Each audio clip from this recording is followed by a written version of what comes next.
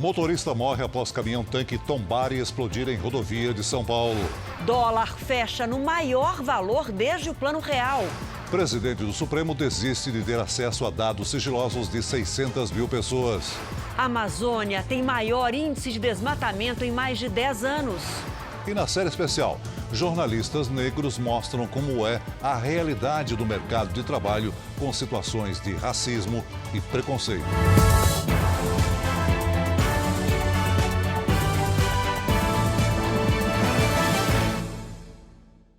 Oferecimento Bradesco. Abra sua conta sem tarifa pelo app.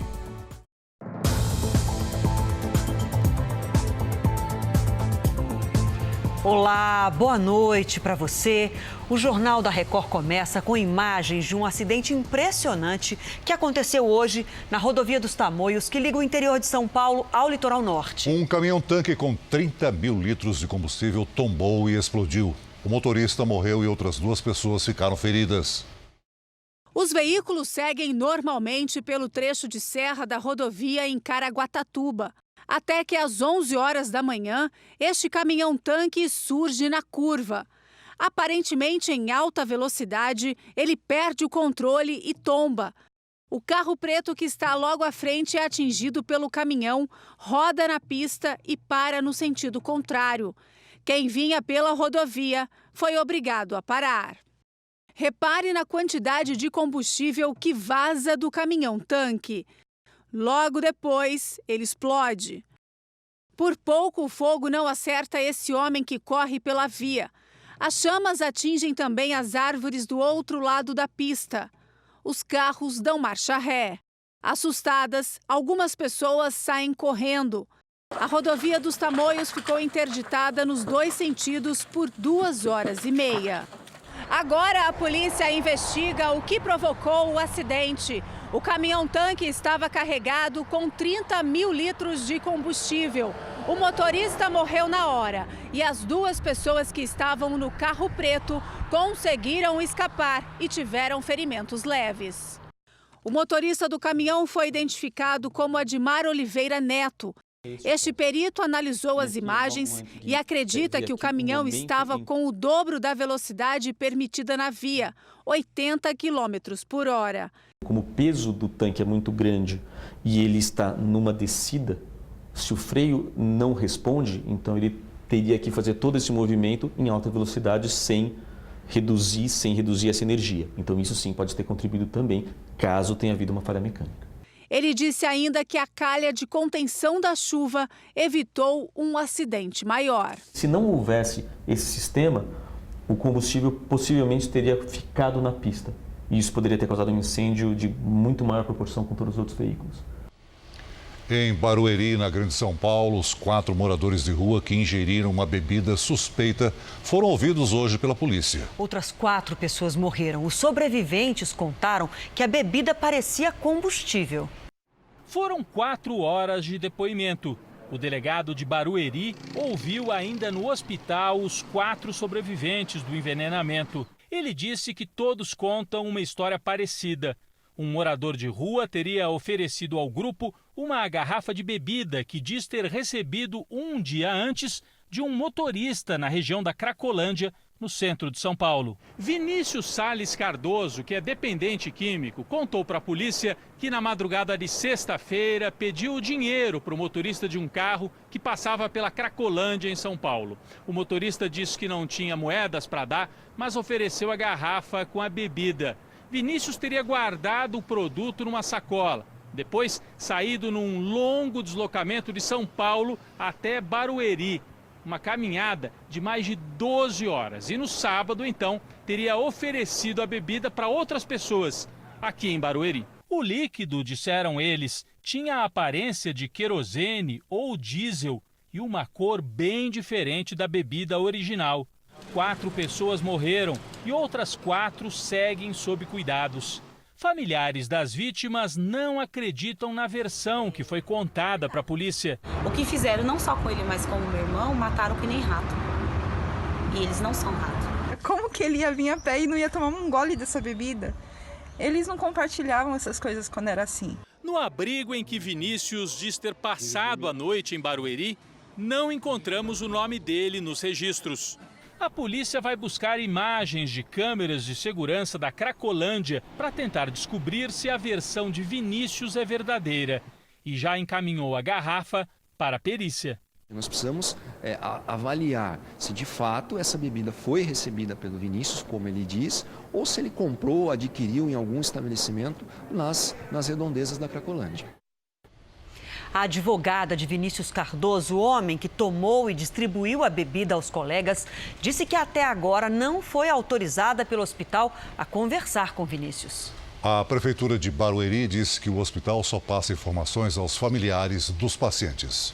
O Ministério Público de São Paulo suspeita que bancos públicos foram usados para financiar a compra do silêncio do empresário Ronan Maria Pinto sobre a morte de Celso Daniel.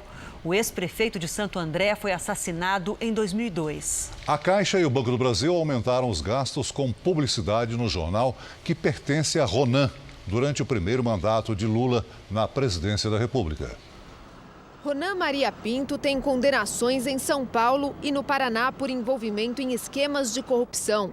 O primeiro no setor de transporte público de Santo André, enquanto Celso Daniel, do PT, era prefeito. O segundo foi desvendado pela Operação Lava Jato. O empresário recebeu 6 milhões de reais desviados da Petrobras. As investigações resvalaram no assassinato de Celso Daniel. O político sofreu um sequestro na noite de 18 de janeiro de 2002, quando voltava de um jantar. 2 dias depois, foi encontrado morto numa estrada em Juquitiba, na Grande São Paulo. Dono de empresas de ônibus na cidade paulista, Ronan é também proprietário do Diário do Grande ABC. Está aqui o foco de mais uma investigação contra ele. Observando os gastos do governo federal com publicidade, integrantes do Ministério Público se depararam com contratos de valores fora do comum entre os bancos públicos e o jornal, em 2004 e 2005. Seria uma forma de comprar o silêncio de Ronan Maria Pinto. Os promotores acreditam que o empresário tenha extorquido o ex-presidente Lula e o PT. A ameaça, segundo a investigação, era tornar público um suposto dossiê, ligando o esquema de corrupção no transporte em Santo André e o assassinato de Celso Daniel. Todos os dados foram encaminhados à Polícia Federal, que analisa as informações. O Núcleo de Jornalismo Investigativo da Record TV fez uma análise dos números. Em 2003, primeiro ano de Lula na presidência da República e quando Ronan Maria Pinto inicia o processo de compra do Diário do Grande ABC, Banco do Brasil e Caixa tiveram 5 contratos de publicidade com o jornal. O gasto total, R$413 mil. No ano seguinte, quando Ronan obtém o controle acionário do Diário, esse valor triplica, mais de R$1.300.000, agora em 12 contratos com os bancos. Em 2005, são 10 acordos somando R$1,5 milhão. Em 2006, no ano seguinte, com o parcelamento para aquisição do jornal já quitado, apenas a Caixa fez publicidade. 5 contratos por R$411 mil. Em 2007, o valor é até menor do que em 2003, antes de começar, segundo a investigação, a atuação de Ronan com o governo petista. A circulação do jornal não cresceu para justificar o aumento dos investimentos naqueles anos. Além do parcelamento para a compra do Diário do Grande ABC, Ronan Maria Pinto teria usado 6 milhões de reais que recebeu de um empréstimo fictício feito no Banco Chaim pelo pecuarista José Carlos Bunlai, amigo de Lula. A Lava Jato mostrou que o empréstimo fraudulento foi de 12 milhões de reais, metade para campanhas eleitorais e a outra para Ronan, que teve os sigilos bancário e fiscal quebrados para aprovar o recebimento. Hoje, Ronan Maria Pinto cumpre pena no regime semiaberto. As condenações dos 2 casos somadas passam de 12 anos de prisão. O Partido dos Trabalhadores afirmou que esta é mais uma acusação do Ministério Público de São Paulo obcecado em perseguir o PT. A Caixa e o Banco do Brasil não quiseram se manifestar. A defesa de Ronan Maria Pinto não foi localizada pela nossa reportagem. 7 vítimas de um grave acidente aéreo na Bahia continuam internadas. O corpo do ex-piloto de Stock Car, Tuca Rocha, será enterrado amanhã em São Paulo. Ao todo, 3 pessoas morreram na queda de um jato. O corpo da jornalista Marcela Elias Brandão foi transferido hoje da cidade de Ilhéus para o Instituto Médico Legal de Salvador. Os peritos aguardam exames da arcada dentária para a identificação oficial da vítima. A irmã de Marcela, Maísa, morreu no final de semana. O corpo do ex-piloto de Stock Car, Tuca Rocha, que morreu no domingo, vai ser velado amanhã no cemitério do Morumbi, em São Paulo. O enterro está marcado para o meio-dia. Os 7 sobreviventes continuam internados aqui no Hospital Geral do Estado.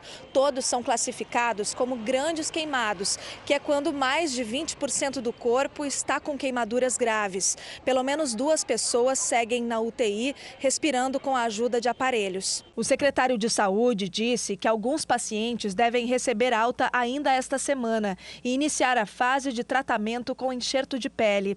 A perda da pele determina uma grande perda de líquido e é preciso repor esse líquido, repor às vezes com albumina, com substâncias que ajudem a manter o líquido dentro dos vasos. E numa segunda fase é preciso cobrir essa área com pele. O monomotor Cessna C550 levava os passageiros para um casamento em Barra Grande, sul da Bahia, quando caiu e pegou fogo na quinta-feira passada.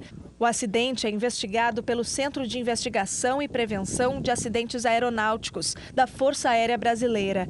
Peritos analisam documentos, partes da aeronave e estão ouvindo testemunhas. O inquérito não tem prazo para ser concluído. Aumentou o número de acidentes e mortes nas estradas do país neste feriado prolongado. A ultrapassagem e embriaguez estão entre as principais infrações dos motoristas. A Polícia Rodoviária aplicou mais de 48 mil multas nas rodovias federais brasileiras no fim de semana prolongado. 20 mil a mais do que o feriadão do ano passado. Ultrapassagem indevida foi a campeã de infrações. E mais do que dobraram os flagrantes de motoristas embriagados. Em Goiás, o condutor desta carreta foi detido. Em Anápolis, a 50 quilômetros de Goiânia, o bafômetro apontou embriaguez quase máxima para um motorista de aplicativo. Ele está muito alcoolizado, muito bêbado. O cidadão que atingiu quase que o limite máximo de um bafômetro, imagina o que ele pode ter bebido. Quase 4 mil motoristas foram autuados em todo o país porque eles ou os passageiros viajavam sem o cinto de segurança. Apesar das multas e do empenho da Polícia Rodoviária Federal, o feriadão foi muito mais violento do que o do ano passado. Foram 863 acidentes contra 765 em 2018. E 9 mortes a mais. Em Minas Gerais, 5 jogadores de um time de futsal morreram na BR-262 em Campos Altos, a 260 quilômetros de Belo Horizonte. Em Boa Vista do Buricá, noroeste do Rio Grande do Sul, outro acidente matou 4 pessoas, 3 de uma mesma família. Em Brasília, um pai e o filho de 5 anos também morreram. O motorista estava sem o cinto de segurança e a criança não tinha a cadeirinha. A chuva do fim de semana também contribuiu para muitos acidentes. Aquele motorista que estava acostumado com o tempo seco, diante das chuvas, ele quis ter o mesmo comportamento. E a tendência disso são as saídas de pista, tombamento e capotamento, exatamente por conta da pista molhada e ainda escorregadio, que é pior. O desmatamento na Amazônia este ano é o maior da década. É o que aponta um relatório do INPE, divulgado hoje pelos ministros do Meio Ambiente, Ricardo Salles, e da Tecnologia, Marcos Pontes. Vamos conferir aqui os números. Nos 9 estados da Amazônia Legal brasileira, o desmatamento aumentou quase 30%, isso do ano passado para cá. A área desmatada equivale a quase 10 mil quilômetros quadrados de floresta derrubada. O estado que mais perdeu área foi o Pará, com quase 40% do total do desmatamento. O ministro do Meio Ambiente disse que o aumento ocorreu devido à economia ilegal na Amazônia e anunciou uma reunião ainda nesta semana em Brasília para discutir ações contra o desmatamento. Um novo estudo aponta mais um navio como suspeito pelo vazamento de óleo no litoral brasileiro. O levantamento mais recente mostra que o petróleo já atingiu 651 localidades em 116 municípios no Espírito Santo e no Nordeste, a região mais afetada. Operação de limpeza em praias do Piauí interditadas para banho. O petróleo manchou a areia e grudou nas pedras. Desde sexta-feira, pelo menos 3,5 toneladas de resíduos foram tirados daqui. O óleo também chegou ao rio Parnaíba, na divisa com o Maranhão. Na Bahia, fragmentos de óleo reapareceram no extremo sul do estado. No litoral de Pernambuco, não há registro de novas manchas nas praias. O trabalho agora é para retirar o óleo que ficou grudado em arrecifes e nas rochas, uma camada difícil de ser removida. Uma das consequências foi o sumiço de animais que viviam nas pedras, diz este ambientalista. Não encontra mais os aratus, os caranguejinhos andando em cima das pedras, né? E o óleo continua ainda, né? O vestígio ainda é muito grande desse material. Novas fotos de satélite divulgadas por pesquisadores da Universidade Federal de Alagoas mostram o que seria uma mancha de 25 quilômetros de extensão na costa da Paraíba, no dia 19 de julho, o que levou à indicação de um navio supostamente responsável pelo vazamento. Fizemos uma seleção de 111 navios e desses 111 navios havia um mais suspeito. Não só pela trajetória, mas também pelas datas dessas manchas e pelo o navio, na passagem dessas possíveis manchas, estar com o transponder desligado. Os pesquisadores indicam o navio-tanque Voyager 1 das Ilhas Marshall como o principal suspeito, o que contraria a tese da Marinha, que colocou o petroleiro grego Bobolina no centro das investigações. Olha, o grupo de acompanhamento e avaliação das manchas de óleo descartou a hipótese dos pesquisadores de Alagoas. Segundo nota divulgada hoje, o que aparece nas fotos provavelmente é o rastro de um navio e não vazamento de petróleo. Ainda de acordo com a nota, o estudo das correntes marítimas mostra que a data do aparecimento das manchas e a forma como o óleo se espalhou são incompatíveis com a tese dos pesquisadores. Os Estados Unidos vão deixar de considerar os assentamentos israelenses na Cisjordânia como uma violação da lei internacional. Essa decisão marca uma grande virada de 41 anos na política externa do país. Por isso, vamos ao vivo até Nova York falar com a nossa correspondente Evelyn Bastos. Boa noite para você, Evelyn. Por que essa mudança de posição do governo americano em relação aos assentamentos? Oi, Adriana, muito boa noite para você. Olha, de acordo com o secretário de Estado americano, Mike Pompeo, essa mudança de posicionamento sobre uma das questões mais tensas entre Israel e Palestina aproxima ainda mais a Casa Branca de Israel. Ainda, segundo Pompeo, nunca haverá uma solução jurídica para os conflitos e os argumentos sobre quem está certo e errado de um ponto de vista da lei internacional não trará paz. O governo de Israel comemorou a mudança de posicionamento e disse que o governo americano está finalmente corrigindo um erro histórico. Volto com você, Adriana. Obrigada. Veja a seguir, ministro Toffoli recua de decisão que dava acesso a dados sigilosos. E ainda hoje, na nossa série especial, uma equipe de jornalistas negros mostra a desigualdade e o preconceito no mercado de trabalho.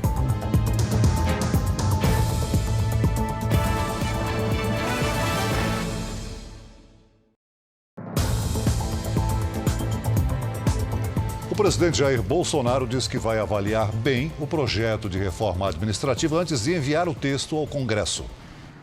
Bolsonaro recebeu no Palácio do Planalto o presidente de uma empresa chinesa que pode participar do leilão da tecnologia 5G no Brasil. A única saída foi para um almoço no hotel da seleção Sub-17, que conquistou o campeonato mundial. O presidente confirmou que a proposta de reforma administrativa não será enviada agora ao Congresso. Senhor, esse ano ainda, o senhor acha? Tá fora, pô. A reforma administrativa deve propor, por exemplo, reduzir o número de carreiras e o fim da estabilidade para novos contratados, um privilégio defendido pelas categorias. Por isso, o próprio presidente quer fazer uma análise do texto que é preparado pelo Ministério da Economia. A ideia de Jair Bolsonaro é suavizar o projeto, para diminuir as barreiras que terão que ser enfrentadas pela articulação política do governo, já que é grande a influência do funcionalismo público sobre os parlamentares. E nesta terça-feira, o governo vai anunciar a ampliação do programa Educação Conectada, que pretende levar a internet até março do ano que vem para todas as escolas públicas onde é possível contratar o serviço. Vão ser investidos cerca de 300 milhões de reais. No início de 2019, só cerca de 20% das escolas tinham acesso à internet. No programa também será disponibilizada a rede Wi-Fi para que as comunidades possam se conectar à rede de computadores. E o governo federal também anunciou hoje o desbloqueio de todo o orçamento do ano 2019. Ao todo, 14 bilhões de reais serão devolvidos aos cofres dos ministérios. A receita vem dos leilões do pré-sal e vai ajudar a reduzir o déficit fiscal desse ano para menos de 80 bilhões de reais. Será o melhor resultado das contas públicas desde 2014. O anúncio levou ao Planalto toda a equipe econômica. A menos de 2 meses do final do primeiro ano do mandato do presidente Jair Bolsonaro, o dinheiro do pré-sal vai possibilitar um respiro nas contas do governo. A arrecadação extra, vinda dos leilões de petróleo, permitiu o desbloqueio de toda a verba que ainda estava contingenciada. Os 14 bilhões de reais cortados voltarão aos cofres dos ministérios. Estados e municípios receberão 11 bilhões e 700 milhões de reais, mais de 5 bilhões de reais acima do previsto. O governo também reduziu despesas primárias em 5 bilhões e 800 milhões de reais. Zero de probabilidade, de possibilidade de aumento da carga tributária. Na realidade, as reformas vão permitir um dinamismo econômico que nos dará espaço mais à frente de reduzir carga tributária. A mudança nas contas também obrigará a ajustes na proposta de orçamento de 2020, que já está no Congresso desde agosto. Esse governo pode anunciar hoje que cumpriu o nosso objetivo.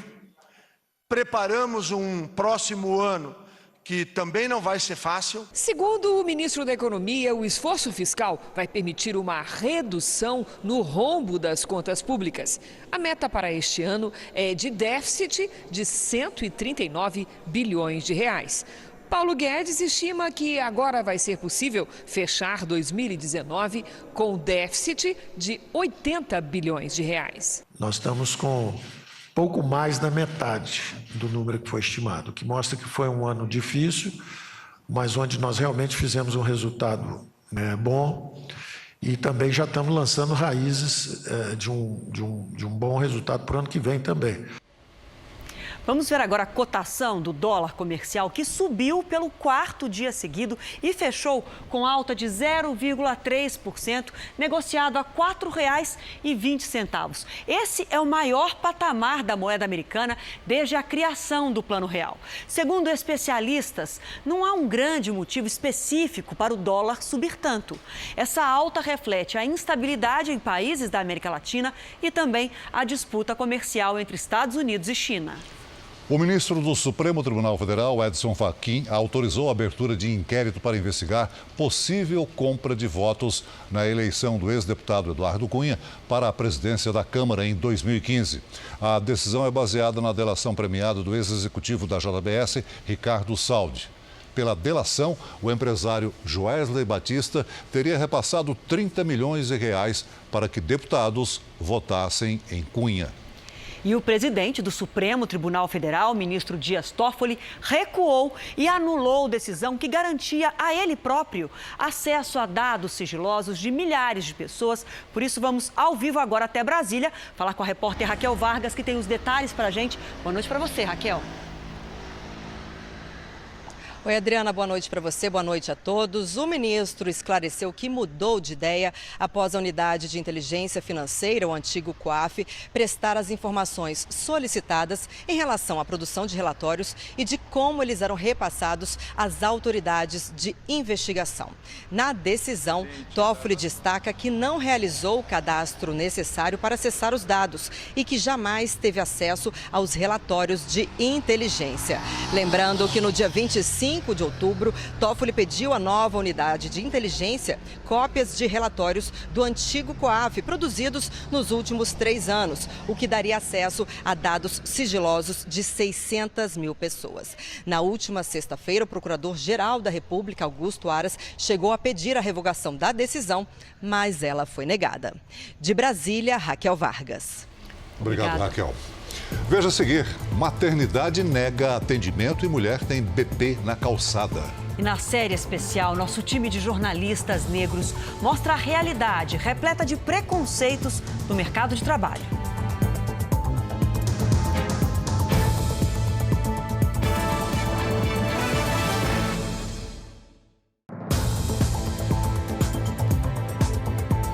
Uma mulher em trabalho de parto teve o atendimento negado numa maternidade de Belém. Ela não conseguiu ajuda e teve o filho na calçada, a poucos metros da entrada do hospital.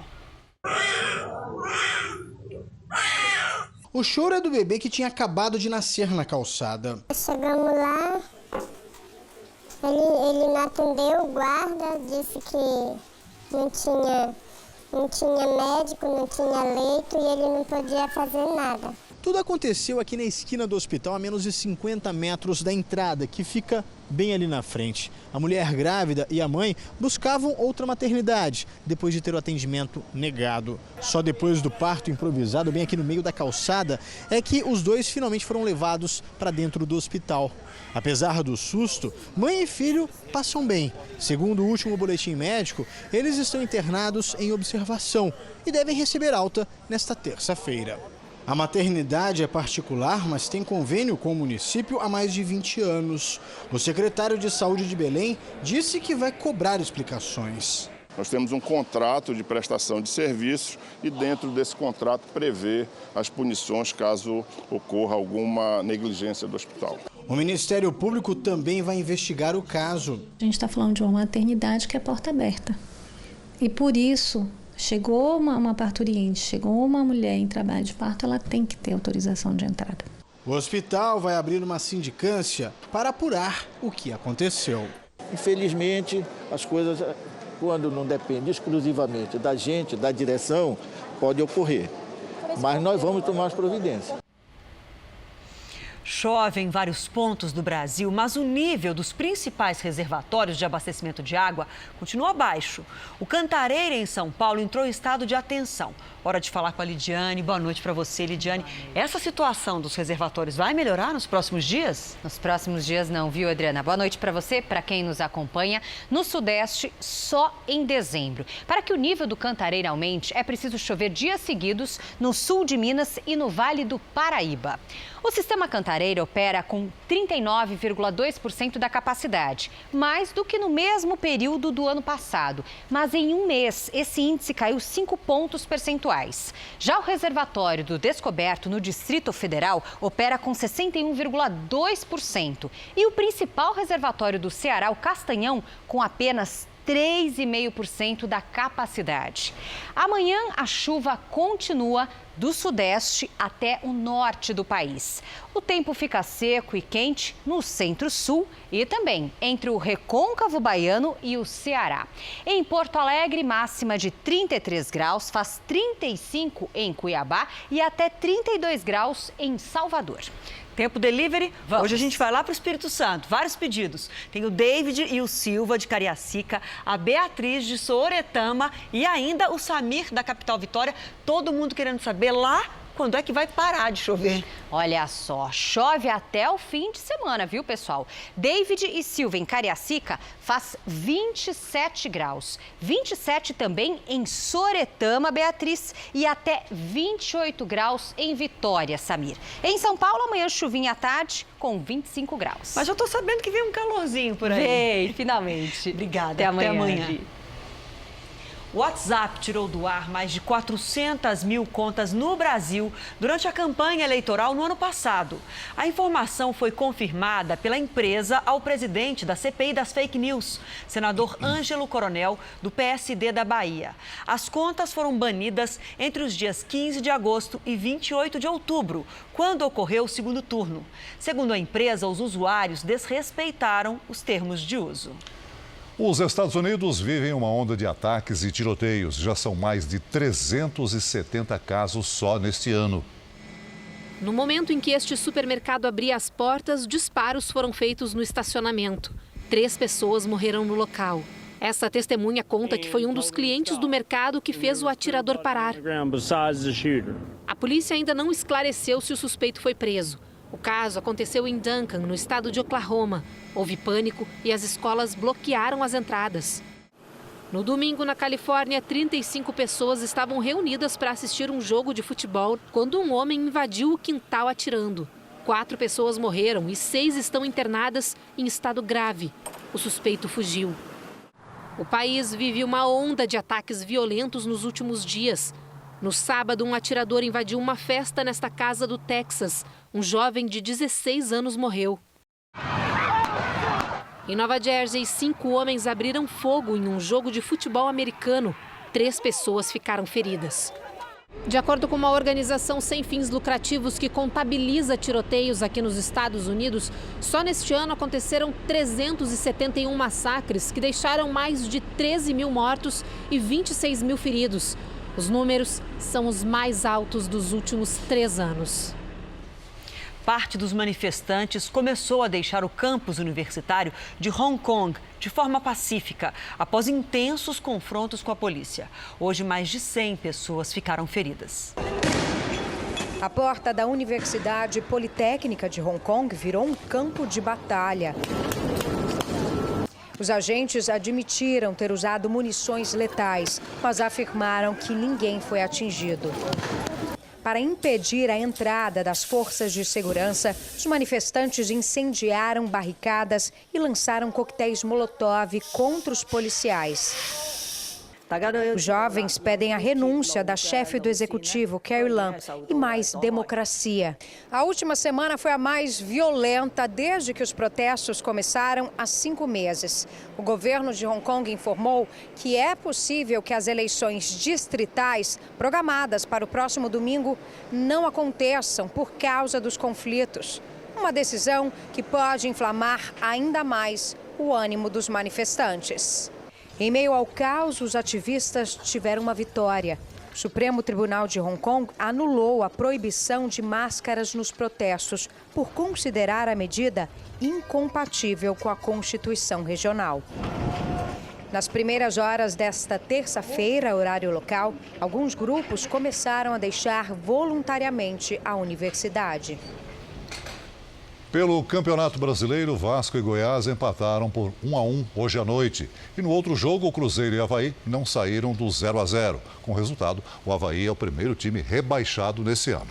E ontem, o Flamengo venceu o Grêmio e ficou ainda mais perto do título. Mas a grande cena da rodada aconteceu no túnel da Arena Gremista. A passagem do jogador tão perto já era um grande acontecimento. A fila para entrar em campo foi esquecida pelos pequenos que tentavam cumprimentar o ídolo flamenguista. E em meio a tantos pedidos, Gabigol entregou o uniforme rubro-negro para um menino gremista. Mais do que o gesto do atleta, a reação da criança surpreendeu e emocionou. Fiquei muito feliz, eu quase chorei.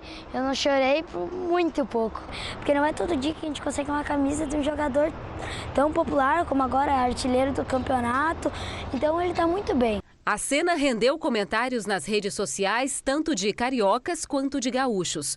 Grêmio e Flamengo são grandes adversários, tanto em campo quanto nos bastidores. Os treinadores das equipes andaram trocando comentários polêmicos na disputa pelo posto de melhor futebol do Brasil. Mas a ingenuidade de um menino e a gentileza de um jogador abalaram essa rixa e mostraram que futebol também é espaço para respeito e admiração, inclusive entre rivais. Um dia depois de tamanha emoção, Ian ainda não largou a camisa de quem ontem derrotou seu time. E hoje o estudante do 4º ano teve que aguentar os comentários na escola. Meus amigos, tudo falando que eu sou pé frio, sortudo, querendo tirar foto. Muito bacana. Agora, nossa série especial, no mês da luta contra a desigualdade racial, nós reunimos uma parte da nossa equipe de jornalistas negros para falar dos desafios que levam a um alto número de desempregados negros. São 8 milhões no Brasil. Até sexta-feira, eles vão mostrar as desigualdades salariais, a dificuldade de aprovação nos processos seletivos e as pessoas que romperam barreiras e estão fazendo história.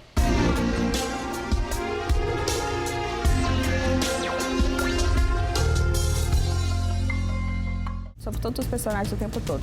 Às vezes são personagens... Uma reunião de trabalho assim não é comum no nosso país. As oportunidades que eu te dei acabaram aqui. Se isso ainda surpreende, é porque a cena revela como enxergamos o nosso dia a dia sem nos dar conta.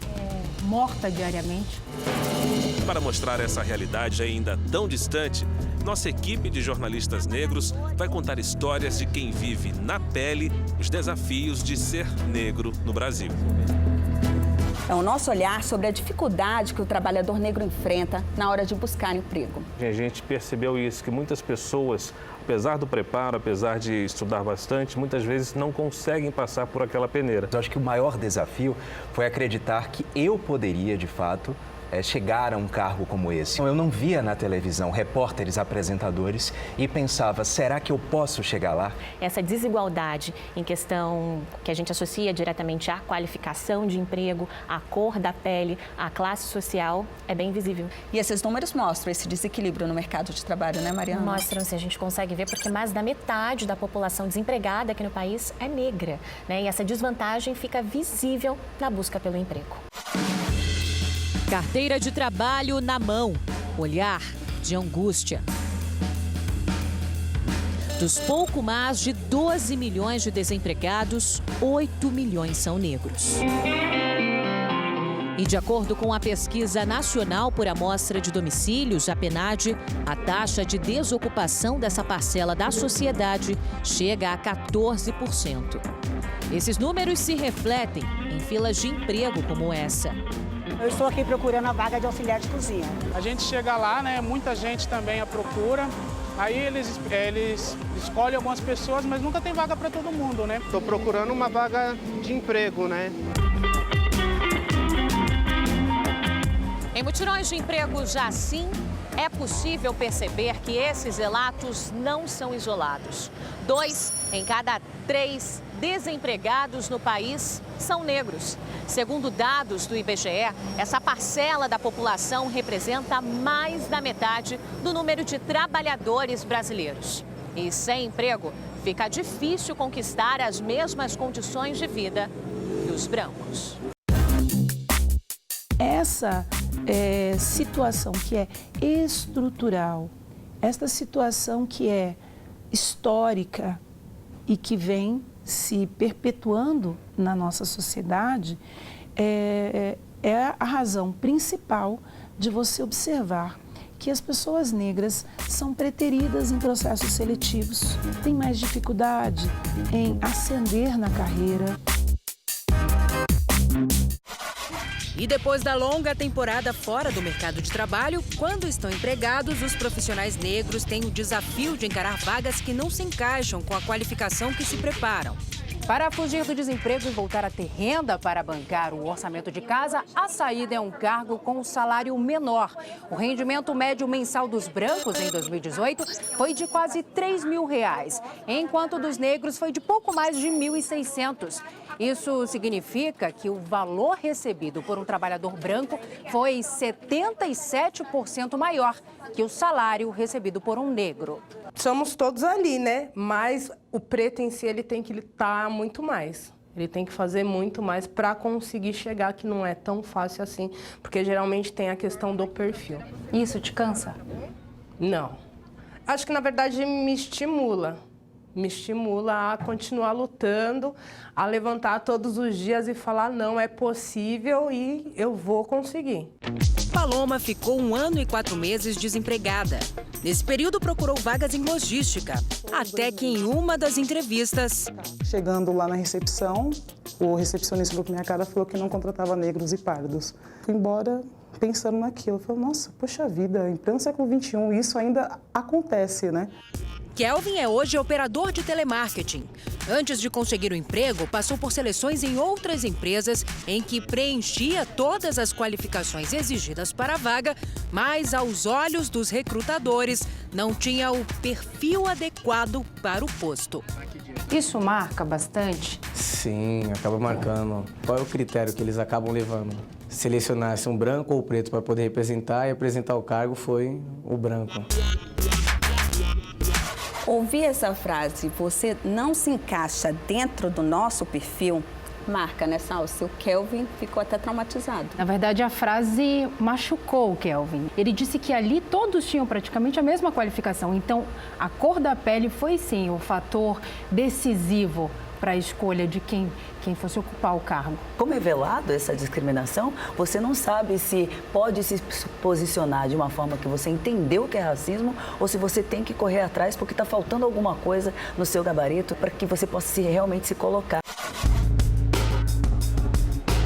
E para aumentar as chances nos processos seletivos, o profissional negro passa a investir ainda mais nos estudos. O número de mestrandos e doutorandos negros cresceu nos últimos anos. Passou de 48 mil para mais de 100 mil estudantes. E esta parcela da população corresponde a pouco menos de 30% dos alunos brasileiros que cursam especialização. Marcelo Arruda passou por todos os setores do varejo e chegou a ser eleito profissional de vendas pela Associação Brasileira, que reúne representantes do setor. O Marcelo se formou em publicidade, fez gestão de empresas na Fundação Getúlio Vargas e MBA em varejo pela Universidade de São Paulo. Apesar de qualificado, a cor da pele não o ajudou a alcançar o topo da carreira.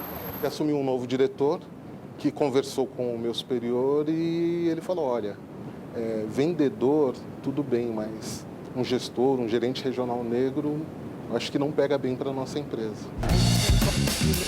Nós vamos entrar com o Marcelo num elevador panorâmico para ilustrar o período em que ele começou a trabalhar e trabalhar duro na iniciativa privada na tentativa de alcançar os melhores postos no mundo executivo. E aí você entrou na empresa. Exato. Começou de baixo. Sim, Mostra pra gente. Comecei como um auxiliar, né? Iniciei por baixo, fui me especializando, mostrando resultado, tendo oportunidades. Bateu metas? Bati sempre metas, né? Depois disso você conseguiu subir um pouquinho, pelo menos? Exato, tive a oportunidade de supervisão, depois da gerência, né? Dei uma melhorada, alcancei alguns degraus. Apertou um botão para cima? Um botão para cima. O que você fazia nesse período aqui? Eu era gerente de uma região já dentro da empresa. Bateu metas? Sempre batendo metas, sendo reconhecido, estudando, me preparando para continuar a subir. E conseguiu subir? Conseguiu apertar o próximo botão?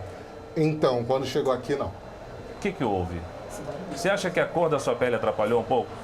Olha, eu tinha o estudo que eles pediam, tinha as metas, tinha tempo de casa, então eu não posso colocar tudo em cima, mas alguma coisa aconteceu. Quem pensa que este foi o único exemplo de preconceito e racismo vivido pelo Marcelo se engana. Quando dirigiu uma empresa de cosméticos no Rio, recebeu uma ordem para alavancar as vendas em 40%, embora o setor crescesse apenas 11% naquele ano. Ele arregaçou as mangas e alcançou 39% de aumento nas vendas. Mesmo assim, não recebeu o reconhecimento devido. E ele não aceitou. E aí eu saí da empresa porque 39 não é 40, sendo que o setor crescia 11. Esse caso do Marcelo enfrenta a estatística, né? Quase 70% dos cargos de chefia são ocupados por pessoas que não são negras. Quais as oportunidades de crescimento que eu vou dar para essa pessoa? Até que ponto ela pode chegar? Um cargo superior, ela não tem condições. Eu não vou querer que uma pessoa negra vá representar a minha empresa em outros países, não. Hoje ele é dono de uma startup, um empreendimento que, apesar de estar há pouco tempo no mercado, já possui um faturamento considerável e não para de crescer. A gente não pode se vitimizar. Se eu pudesse falar para os empreendedores novos, para os novos executivos, faça que a sua competência, que o seu talento, que a sua garra seja sempre maior do que a cor da sua pele. Sem vaga para o racismo a semana toda aqui no JR e veja também uma conversa minha com os repórteres e apresentadores negros da Record TV no r7.com e em todas as nossas plataformas. O Jornal da Record termina aqui. Você pode assistir a edição de hoje na íntegra no Play Plus. E o Jornal da Record também tem versão em podcast. É só acessar o Play Plus e as nossas plataformas digitais. E à 00:30 tem mais Jornal da Record com o Sérgio Aguiar. Fique agora com a Fazenda ao vivo com o Marcos Mion. E a gente segue essa semana juntos. Até amanhã. Boa noite e até amanhã.